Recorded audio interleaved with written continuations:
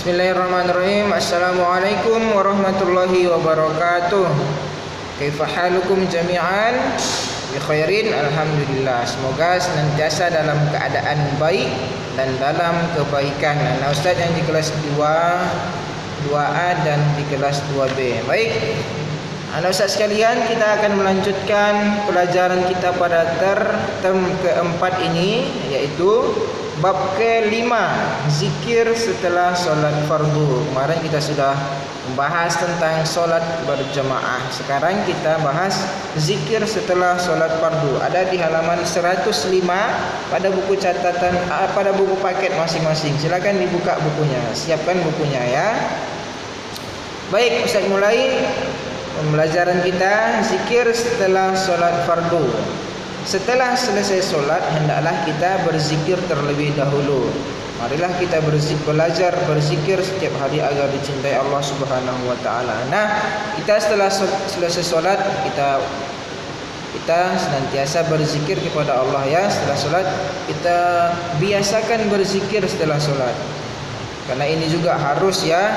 Jangan setelah solat Assalamualaikum warahmatullahi langsung lari. Nah, harus zikir dulu. Baik anak Ustaz sekalian, buka bukunya halaman 106. Anak-anak, agar suasana lebih segar, marilah kita bernyanyi terlebih dahulu. Ini adalah sebuah lagu yang dinyanyikan oleh Opik. Marilah kita bernyanyi bersama, bersujud kepada Allah. Nah, bagi yang tahu lagunya ini, silakan bernyanyi sendiri di rumah masing-masing, di kamar masing-masing. Tidak perlu di video ya, tidak perlu di video, nyanyi saja. Kita akan melanjutkan pelajaran kita ke halaman berikutnya, halaman 107 bagian A, pengertian zikir.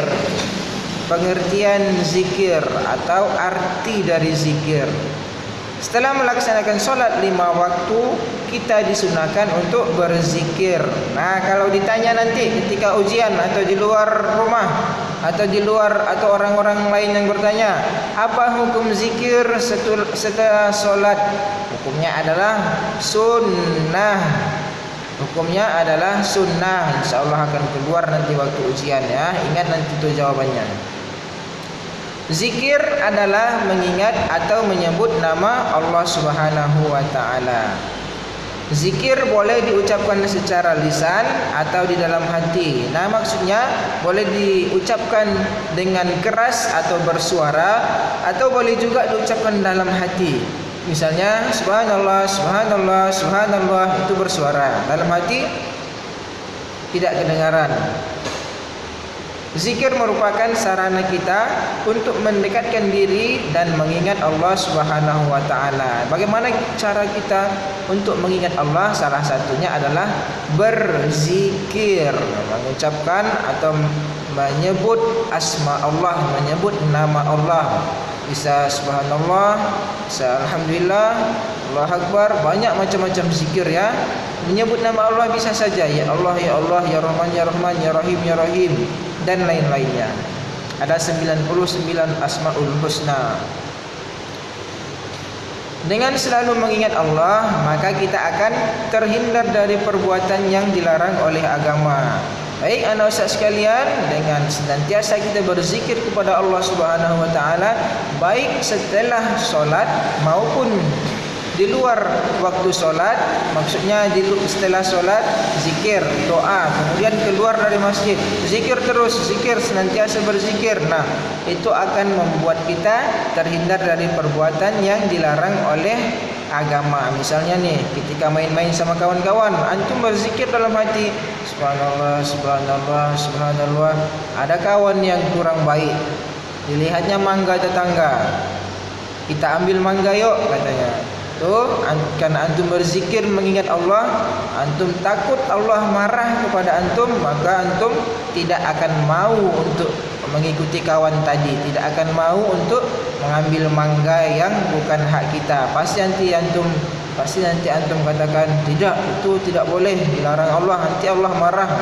Makanya senantiasa kita berzikir ya, bukan setelah solat saja. Nah, setelah dari itu juga berzikir. Seharusnya kita berzikir mengingat Allah setiap saat. Nah, berzikir harus dilakukan dengan khusyuk. Agar khusyuk dalam berzikir, setiap muslim harus mengerti adab berzikir. Nah, ada beberapa adab berzikir ya. Berikut adalah adab berzikir kepada Allah Subhanahu wa taala.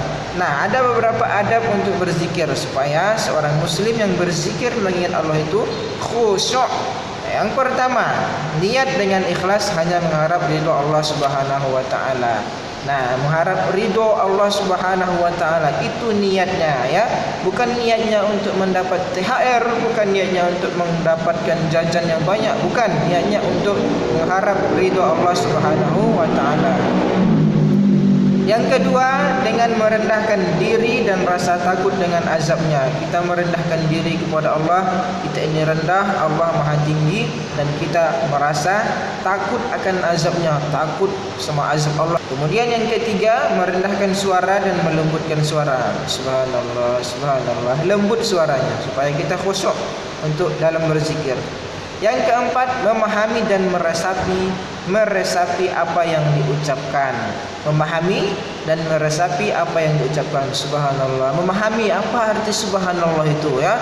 Jangan bukan subhanallah subhanallah subhanallah. Nah, memahami dan dirasapi, masukkan ke dalam hati, masukkan ke dalam dada.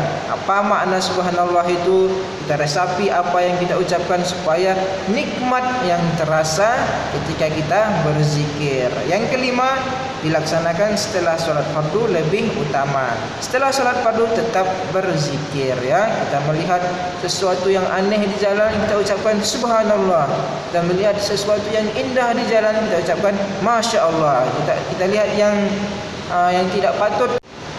Misalnya kita lihat orang berantem di jalan, kita ucapkan astaghfirullah. Kita lihat orang meninggal, kita ucapkan inna lillahi wa inna ilaihi raji'un. Jadi senantiasa kita berzikir kepada Allah, senantiasa kita berzikir mengingat Allah Subhanahu wa taala ya, baik setelah solat maupun di luar setelah solat. Baik anak-anak sekalian, nah kita cukupkan pelajaran kita hari ini sampai pengertian zikir. Insyaallah besok kita akan lanjutkan bacaan zikir pada pertemuan berikutnya insyaallah. Baik anak-anak sekalian, semoga bisa dipahami. Jika ada pertanyaan atau hal-hal yang belum dipahami, silahkan dijapri Ustaz ya. Afwan, Ustaz sampaikan di sini Ustaz pakai WA baru karena WA yang lama error dan tidak bisa diaktifkan kembali. Jadi WA Ustaz, WA yang sekarang ini silahkan dijapri ke sini. Untuk tugasnya sama seperti biasanya, yaitu mencatat rangkuman atau ringkasan pelajaran kita hari ini dan dikirimkan ke Ustaz. Insyaallah nanti akan menjadi nilai tambah ketika antum ujian akhir semester atau PAT, penilaian akhir tahun, untuk naikkan kelas. Baik anak-anak Ustaz sekalian, cukupkan. Subhanakallahumma bihamdik, asyhadu an la ilaha illa anta, astaghfiruka wa atubu ilaik. Assalamualaikum warahmatullahi wabarakatuh.